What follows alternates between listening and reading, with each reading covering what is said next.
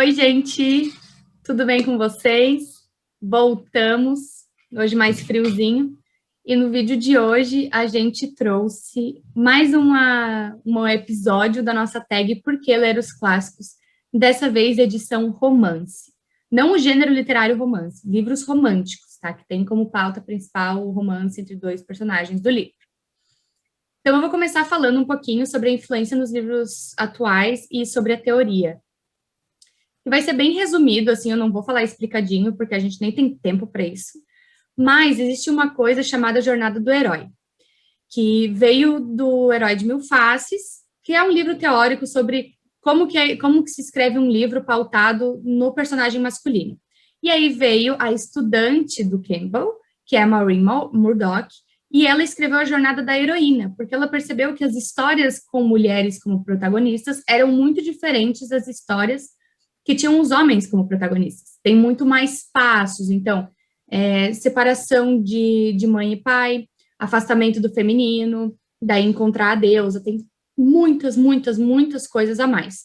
E esses livros clássicos, a grande maioria deles, são pautados em cima da jornada da heroína, porque ele tem todos esses passos acontecendo, e no final, então, abre-se uma nova aba de história para a continuação ou criação de outra história.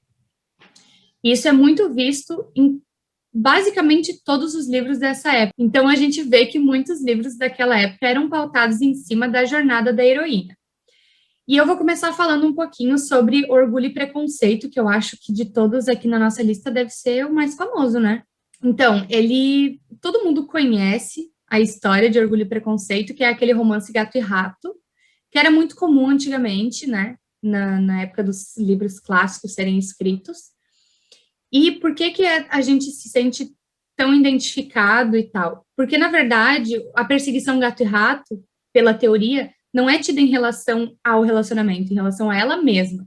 Então, a gente se identifica por quê? Porque ela tem esse afastamento, ela fica em conflito, e é posto como um conflito como cara, mas é um conflito com ela mesma, porque ela gosta de um cara que não merece ela. Então, é uma autoprovação, basicamente. Então, a gente se sente identificado pela história por conta de ser mulher. De, tipo, a própria pessoa, quando passa por tudo isso de autodescobrimento, e isso é projetado no sexo masculino, que hoje em dia não está tão acontecendo isso, mas os clássicos aconteciam muito desse jeito, e Orgulho e Preconceito é aquele que não tem como não ler. Todo mundo tem que ler, eu acho que pelo menos uma vez na vida. A Jane Austen, ela é incrível pelos nuances feministas que ela traz numa época em que nem se falava sobre feminismo, mas as personagens principais da Jane Austen são sempre fortes, sempre de maneiras diferentes, de formatos diferentes, mas cada uma delas traz alguma característica que é um dos motivos pelos quais os livros de romance clássicos eram tão amplamente lidos por mulheres, porque as mulheres se identificam com a jornada da heroína, com essa questão do autoconhecimento, descobrimento, se apaixonar, às vezes o par romântico não gosta dela, ou ele já está comprometido, ou ela sabe que ele gosta dela, mas que ele não trata ela bem. Então, são questões de identificação. Acho que por isso, até, que o romance, ele tem esse viés tão... Não posso dizer feminino, mas a maioria das pessoas que consomem romance são mulheres. Porque trazendo as personagens principais como sendo mulheres, o processo de identificação é muito mais fácil, né? E eu acho que a Jane Austen é uma das autoras mais conhecidas, assim, justamente por conta disso.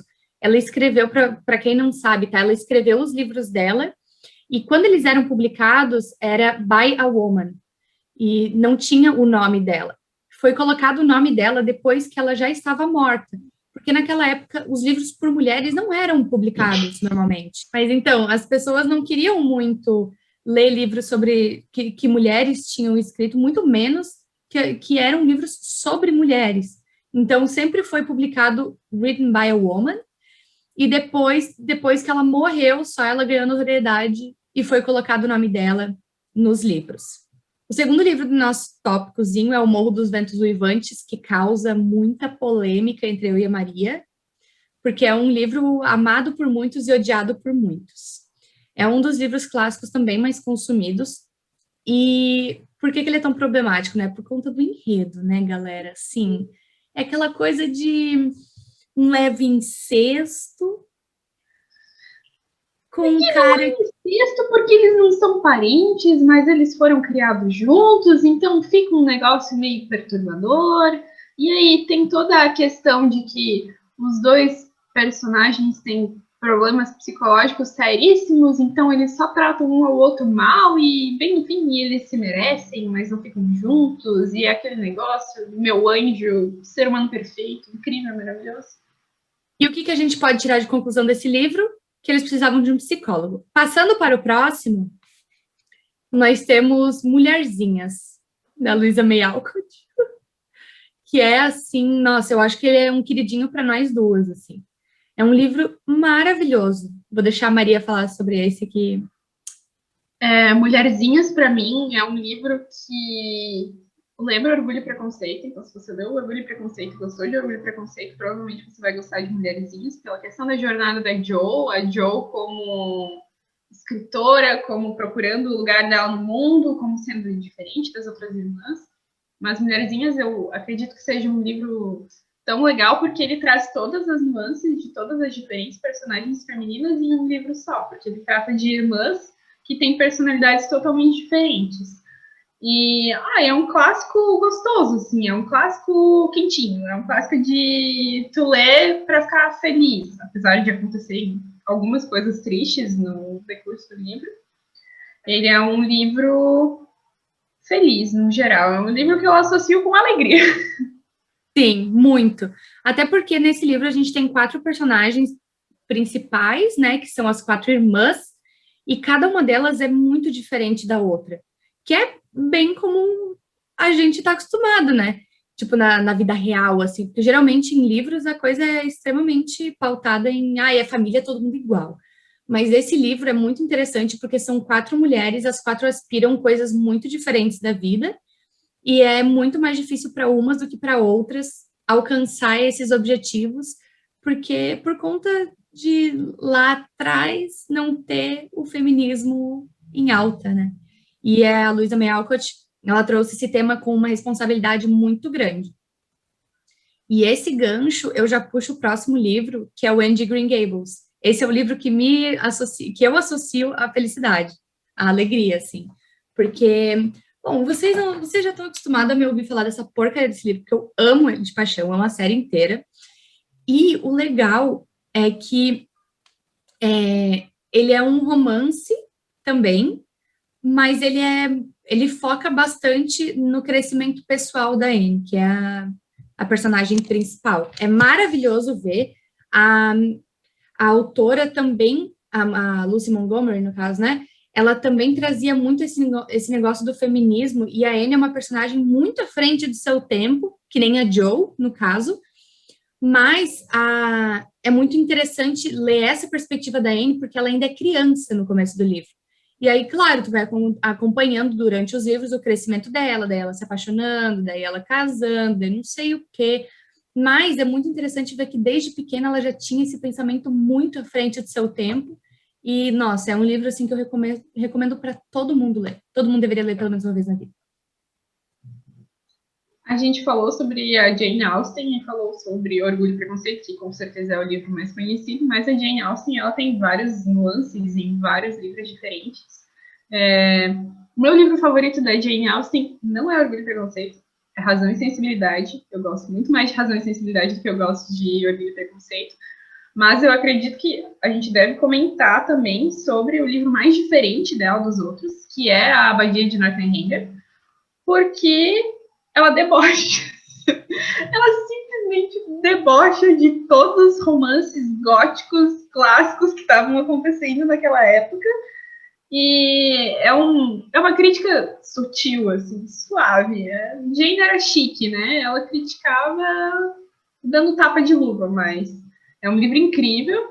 Todos os livros da Jane Austen são incríveis, então a minha nuance favorita em A Abadia de Northanger é essa abordagem diferente da Jane, que ela não traz tanto o romance, mas mais uma crítica social. Ela traz crítica em todos os livros dela. Se tu olhar todos os livros da Jane Austen tem alguma crítica, mas nesse é um pouco mais explícito que nos outros. Exatamente. Nossa, eu adoro esse livro dela, e muita gente nem conhece esse livro, né? Que é o mais surpreendente de tudo. Gente, conheçam esse livro, é muito bom. É muito... Outro que não é conhecido, mas que as pessoas deveriam ler, é Lady Susan. Lady Susan é muito bom. Adoro Lady Susan, mas não terminou, né, gente? Infelizmente. Aí... Lady Susan, eu acho que foi um dos livros, assim, que eu mais gostei dela e mais fiquei triste, porque ela não conseguiu terminar, assim. Mas, então, aí o último livro dessa listinha foi Jane Eyre, que a Maria nunca leu, e ela tem que ler, porque é muito bom. Mas, então, o legal do Jane Eyre é que também mostra a personagem principal desde o começo da vida dela, desde a infância, e ela se mudando de casa para casa, e ela... Esse livro não é tanto pautado no romance, mas na construção dela como personagem, como pessoa, valores morais, sabe, é uma coisa muito mais pautada nela do que no romance. E é muito massa, porque quando chega a parte do romance, quando ela acha alguém, ela tem que lidar com todos os valores dela sendo destruídos. Então, ela tem que ou decidir por ela, tipo, quais são as morais dela, ou quebrar os valores que ela tinha para conseguir defender, ficar com o cara que ela quer. Então, esse livro também é muito interessante, muito legal. Eu recomendo a todo mundo que leia também. E agora eu acho que a gente pode falar um pouquinho dos livros que foram influenciados pelos clássicos, porque não é novidade para ninguém que os livros de hoje foram influenciados, muitas histórias foram influenciadas por aquilo que veio antes, né? A Maria antes falou para mim um que foi incrível. Eu não ia falar sobre isso, mas agora que a Isadora falou, eu vou falar, né, que, gente, Morro dos Ventos Vivantes foi a lógica e influência de Crepúsculo. E também um dos motivos pelos quais o relacionamento do Edward e da Bella é tão esquisito. Eu não vou dizer problemático, porque não chega a ser um relacionamento assim... Amiga, amiga. Ai, eu tenho que conter a urgência de te matar. Não é um relacionamento abusivo. São duas pessoas... tóxico. Sim, mas abusivo não. Porque são duas pessoas extremamente problemáticas, que têm uma bagagem emocional muito grande, que deveriam ter feito terapia antes de ficar juntas. Mas como não aconteceu... Mas sim, é um relacionamento pra lá de esquisito, pra lá de tóxico. Mas não é um relacionamento abusivo. Assim como eu considero o relacionamento do Radcliffe e da Catherine como sendo. Porque assim, né? Aquele rolê é diferenciado, né? O negócio é muito pior. E o meu comentário favorito, na verdade, não é nem uma influência. Realmente foi uma releitura que a Anna Todd escreveu Garotas Spring como sendo mulherzinhas que se passa... não é bem atualmente, foi tipo no começo dos anos 2000. Mas é um livro incrível, gente, é muito legal e traz todos os principais aspectos, assim, de mulher. Ele traz as meninas com os mesmos traços de personalidade que as personagens de mulherzinhas, só que num contexto totalmente diferente. E eu li Garotas Spring antes de ler Mulherzinhas. Então eu li primeiro a releitura e depois o livro original. Eu gosto muito mais de Mulherzinhas, mas eu achei Garotas Spring um livro, assim, muito show. A Anna Todd realmente arrasou muito nesse livro. Nesse livro ela arrasou, né? Porque em After, que foi basicamente o... Isadora, super, Isadora. Mas é que foi inspirado em Orgulho e Preconceito, e isso me machuca fisicamente. Mas, amiga, não é nem emocionalmente. Todo relacionamento... Tá, agora eu vou falar também, né? Todo livro que tem um relacionamento ruim tem nuance de Orgulho e Preconceito, porque Orgulho e Preconceito trata de um relacionamento ruim. Esse é o ponto. E eu não gosto de Orgulho e Preconceito por causa disso. Porque é um livro chato. É tão mais legal tu ler um livro assim como Persuasão, da Jane Austen, como Lady Susan. É mesmo Orgulho e Preconceito, que não é um relacionamento lá tão bom, mas assim, tão muito melhor do que Morro dos Ventos Vivantes, que tu fica lendo aquele negócio, ai, porque um sofre, aí o outro foge, aí não fica junto, aí quando eles ficam juntos, morre, aí assim, sabe? Ah, não, eu fico estressada, pra que eu vou ler isso?